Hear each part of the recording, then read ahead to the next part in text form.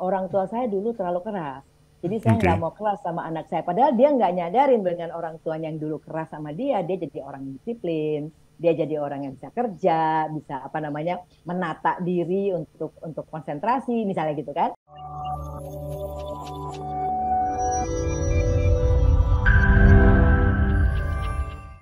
Di masa sekarang ada kecenderungan parenting yang males nggak sih, Bu? Yang mengakibatkan Mm-mm. seteganya ini muncul.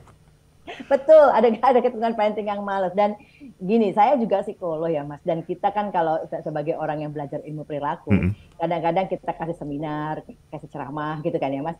Nah sekarang di sosial media banyak sekali orang yang memberikan masukan kaitannya sama parenting Mm-mm. dan tidak selalu orang-orang itu paham tentang parenting itu. Ya bahwa itu adalah sebuah proses yang perlu dikawal. Ya, jadi nggak mendadak jadi dan tidak bisa satu kali perilaku langsung jadi kan gitu ya Mhm. Mas. Mhm. Nah, tapi banyak orang-orang yang sebetulnya nggak ngerti tentang parenting, dia cerita tentang bagaimana besarin anaknya. Terus misalnya kebetulan anaknya dengan gaya perilaku yang slebor gitu ya, nggak ada aturan, anaknya kok kebetulan nggak masalah kan gitu ya. Lalu Iya. kemudian ditiru sama orang tua lain yang menjadi follower dari orang Mhm. itu misalnya Mhm. gitu ya. Mhm. Nah, terus kemudian banyak masukan kan, Mas. Nanti dia lihat di sosial media lain, lain Mhm. lagi. Dia Mhm. lihat gitu kan. Nah, sehingga dia nggak punya pola. Dia nggak Mhm. orang tuanya nggak punya pola. Jadi mungkin kalau di dalam konteks ini boleh kalau dibilang males ya, Mhm. pengen instan aja gitu kan, lupa tanggung jawabnya kan gitu gitu Mas Dani bisa bisa ya atau dia pengen gini ngerasa bahwa orang tua saya dulu terlalu keras. Jadi saya nggak Oke. mau keras sama anak saya. Padahal dia nggak nyadarin dengan orang tuanya yang dulu keras sama dia jadi orang yang disiplin, dia jadi orang yang bisa kerja, bisa apa namanya menata diri untuk konsentrasi misalnya gitu kan.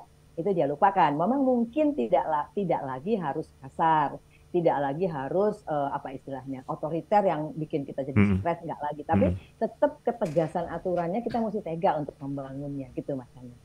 Berbicara di bawah 10 tahun, Bu, mulai kapan sebenarnya si Tega ini muncul? Yang saya tahu mulai ada di Sapih, apa bahasa Indonesia yang di Sapih itu, Bu?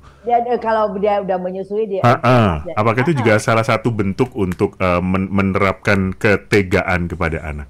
betul. Sebetulnya sebelumnya juga loh Mas. Mhm. Jadi waktu anak baru lahir untuk ngatur irama biologis orang tua mesti tega. Jadi Maksudnya? gini, Mhm. gini. Kalau menurut teorinya kedokteran, kan dia mesti makan 2 jam sekali ya Mas.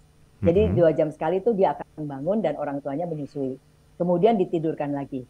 Nanti 2 jam kemudian anak ini akan bangun disusui lagi, ditidurkan lagi, kan begitu ya? Mhm. Supaya kebutuhan makannya tercukupi. Mhm. Nah, tapi anak tuh kan lain-lain. Ada anak yang bisa setelah disusuin, ditidurin 2 jam, dia tidur 2 jam, baru Mhm. bangun 2 jam kemudian, Mhm. susu lagi kan gitu ya Mas. Mhm. Anaknya teratur gitu.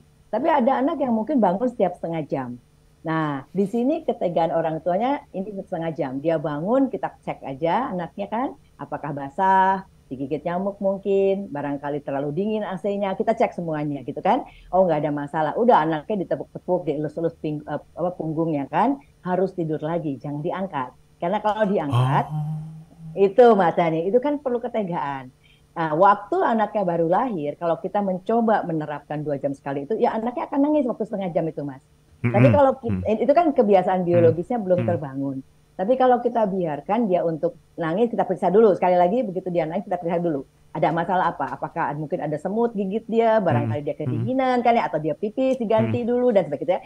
Kalau itu semua udah beres, dan anak kita yakin aman, cukup anget gitu, udah dia ditidurin lagi, kita elus-elus gitu Mhm. kan. Mhm. Jadi anak tahu dia waktu itu nggak akan diangkat kalau dia bangunnya setengah jam gitu kan.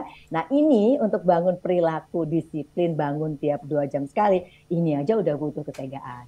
Nah orang tua banyak tuh Ya, digendong-gendong ya, gitu, ya, ya. waduh nanti anak jadwal tidurnya kacau, jadwal makannya kacau kan gitu. Nah ini yang kemudian orang tua malah jadi terganggu karena anak sembarangan kan, jadi nggak punya aturan gitu loh Mas Danif. Jadi artinya Oke. sebelum disapih pun kita sudah membangun ritme biologis yang akan membuat anak kita terpenuhi kebutuhannya dan membangun disiplin badannya, disiplin biologinya.